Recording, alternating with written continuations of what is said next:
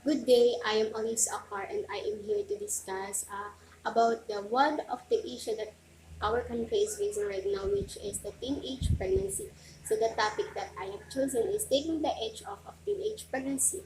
So the World Health Organization or WHO reported that the year of 2020, an estimated 21 million girls aged 15 to 19 years in developing regions become pregnant and approximately 12 million of them give birth.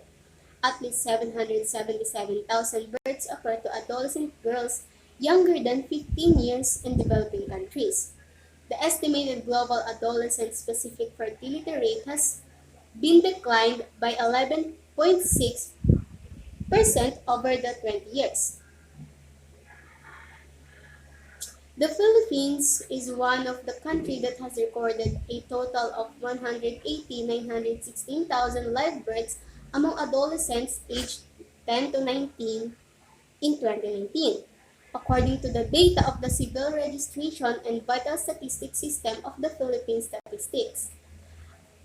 By enacting legislation and providing a serious education to the adolescent about the issue, the Philippines can reduce the number of teenage pregnancy. The Philippine Constitution must begin by ordaining a law to reduce the cases of teenage pregnancy in the Philippines.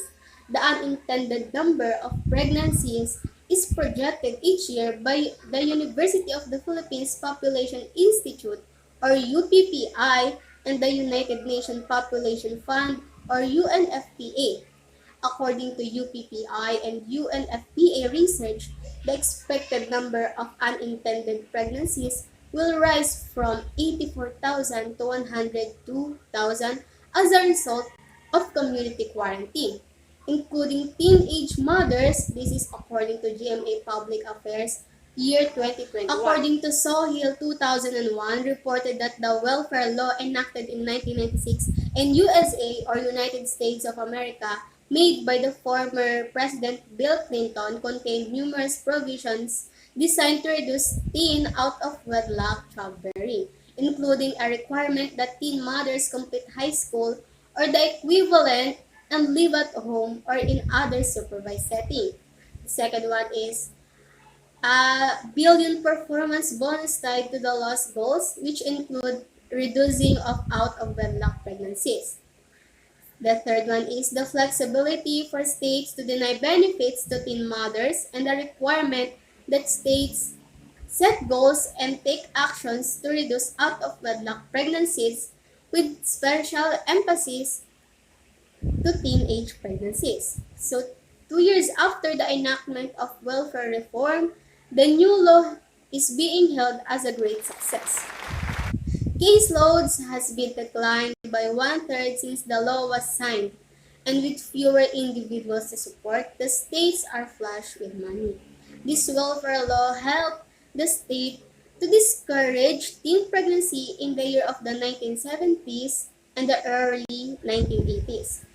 As of this year, the Commission of Population and Development or POPCOM praised President Rodrigo Roa Duterte for enacting Executive Order 141, which prioritizes the implementation of measures addressing adolescent pregnancies in the countries and mobilizes government agencies for the said purpose.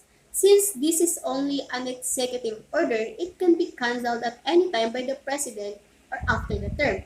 As a result, the Philippines should take significant steps to begin the enactment of legislation aimed to reduce the country's teenage pregnancy rate.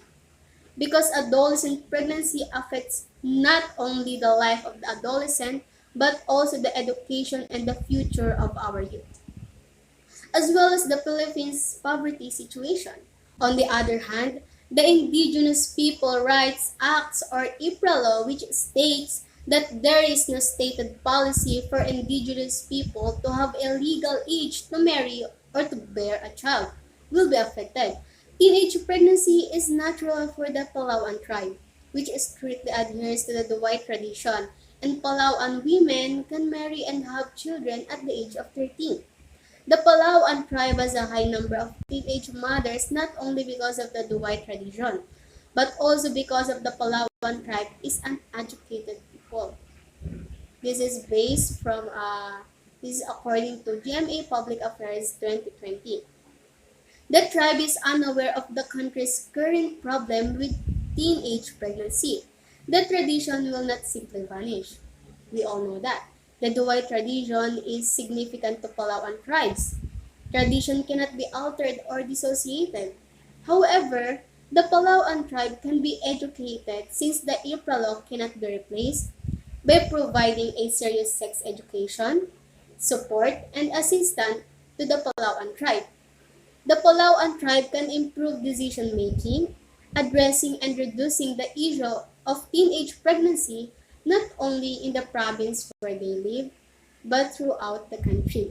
The Philippines is gradually but steadily embracing sex education.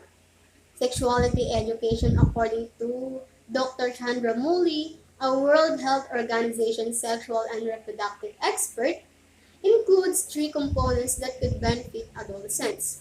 First is it improves knowledge, understanding, and practice. It is also the goal is to help adolescents to develop equitable norms and values while also encouraging self-reflection. Its goal is to teach adolescents how to refuse unwanted sex and to negotiate for safe sex. The goal of sex education is to prepare young people for sexual and reproductive health. Each and every adolescent in the country must obtain a comprehensive sex education. A serious and long-term education is what adolescents need. By promoting and providing a comprehensive sex education to all students in the country here in the Philippines, offering a specialized subject to the students not only for a limited time, but for as long as the adolescents reach the legal age and are prepared to have sex. To completely and effectively reduce the risk of adolescent pregnancy, the Philippines government should consider developing a strategy and enacting legislation to address this issue. As Nelson Mandela once said, education is the most powerful weapon that you can use to change the world. Education is what young people need to expand and gain knowledge of the potential consequences of teenage pregnancy on their future and the future of the country in which they live in. The Philippines can reduce the number of teenage pregnancies by enacting legislation and educating the public about the issue. And that would be all. Thank you for listening. I hope you learned something. Have a safe sex.